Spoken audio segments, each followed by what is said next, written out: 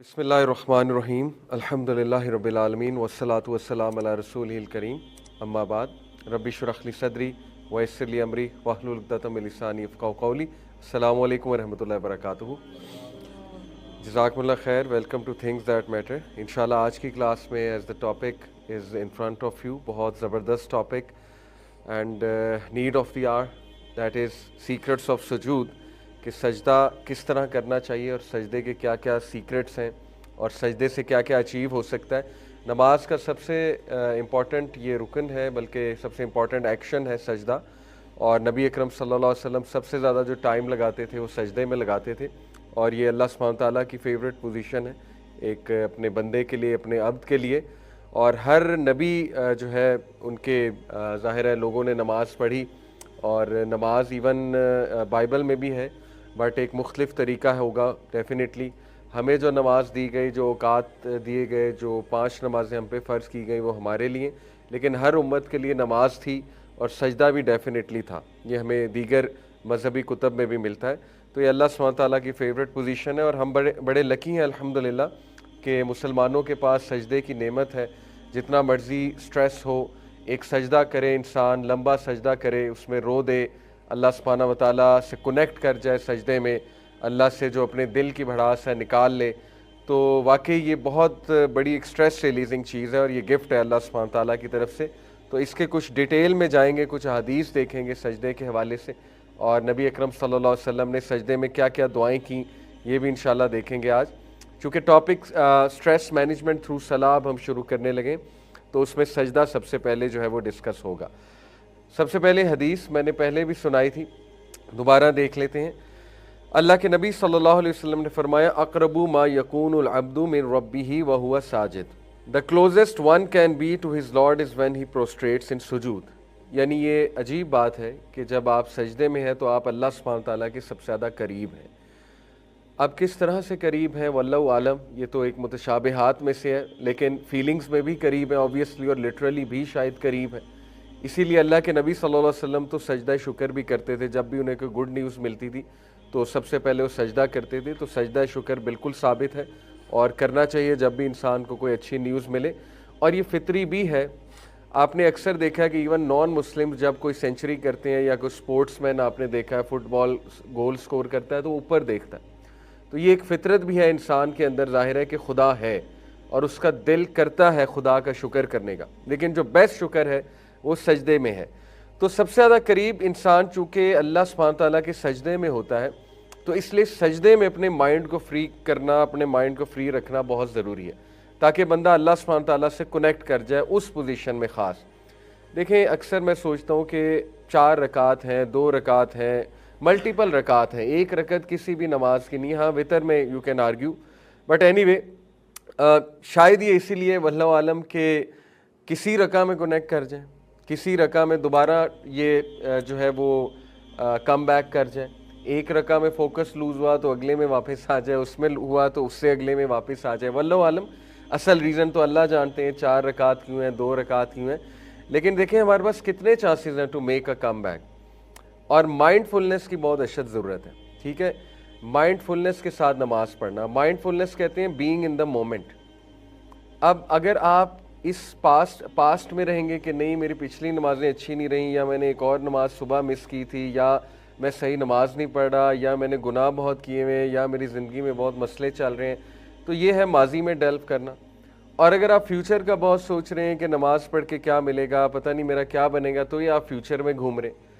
आप छोड़ें माजी को और फ्यूचर को, आप प्रेजेंट में आएँ, जो सजदा करें उसमें आएँ, उस पर फोकस करें। छोड़े माजी में क्या हुआ, कितनी नमाजें छूट गईं, मेरी गुनाहगार एक लाइफ थी, वगैरह वगैरह। अभी क्या है मामला, इब्ने मसूद रज़ियल्लाहु अन्हु कहते हैं कि हर नमाज ऐसे पढ़ो जैसे आखिरी नमाज है और उसके बाद मौत आ जाएगी।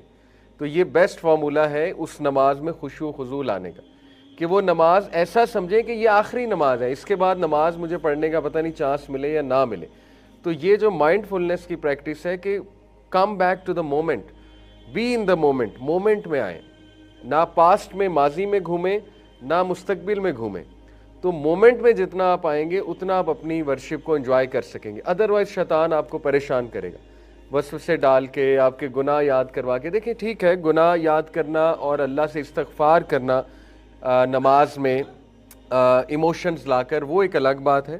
لیکن ان پروڈکٹیو تھاٹس آنا، بلا وجہ کے تھاٹس آنا جس سے آپ کی پریزنٹ کی نماز بھی خراب ہو رہی ہے، یعنی آپ وہ بھی نہیں پڑھ پا رہے، اس میں بھی آپ کو یہی وسوسے آ رہے ہیں کہ یہ نماز پڑھ کے کیا فائدہ، میری زندگی تو ویسی ہی چلے گی، میرے سے گناہ کہاں چھوٹے گا. تو اس کا مطلب ہے کہ آپ مائنڈ فلنس کے ساتھ نماز نہیں پڑھ رہے.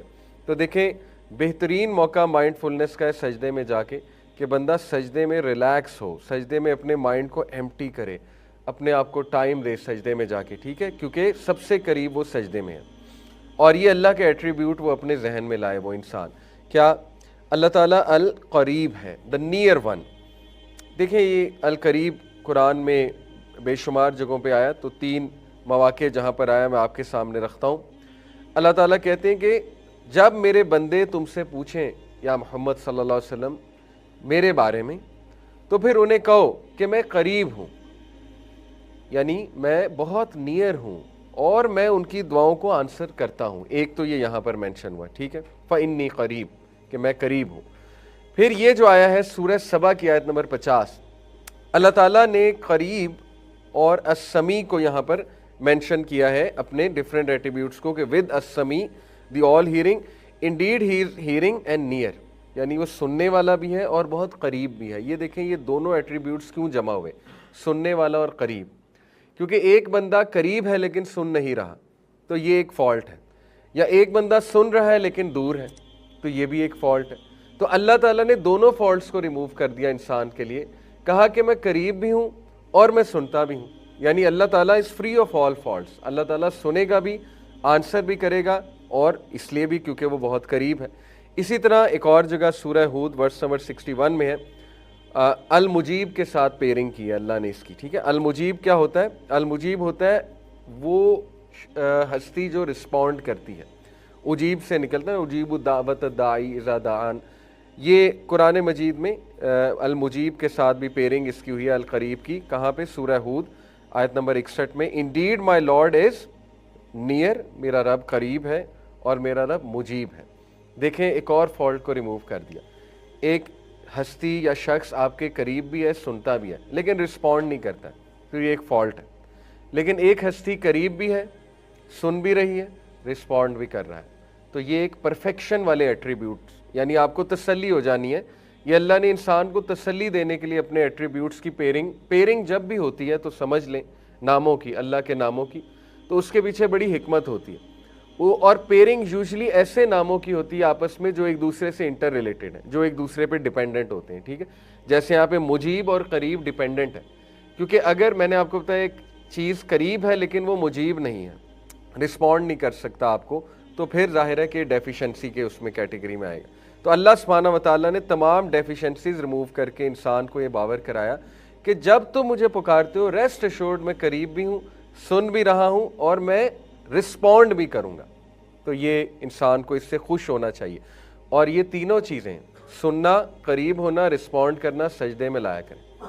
دیکھیں میں نے آپ کو لاسٹ کلاس میں بتایا تھا، نماز میں جب تک جذبات نہیں ہوں گے، ایموشنز نہیں ہوں گے، نماز تگڑی نہیں ہوگی، نماز سے وہ سکون نہیں ملے گا آپ کو. ٹھیک ہے، تو وہ کیسے آپ نے جان لانی ہے؟ یہ اللہ کے ایٹریبیوٹس کو ذہن میں لا کے، کہ اب میں سجدے میں سب سے قریب ہوں اللہ کے، اور وہ سنے گا جو میری ہوگی سجدے میں، جو میں دعا کروں گا، جو میں اللہ کے سامنے رکھوں گا اپنے دل کی بات، وہ سنے گا، ضرور سنے گا، اور اس کو رسپونڈ بھی کرے گا.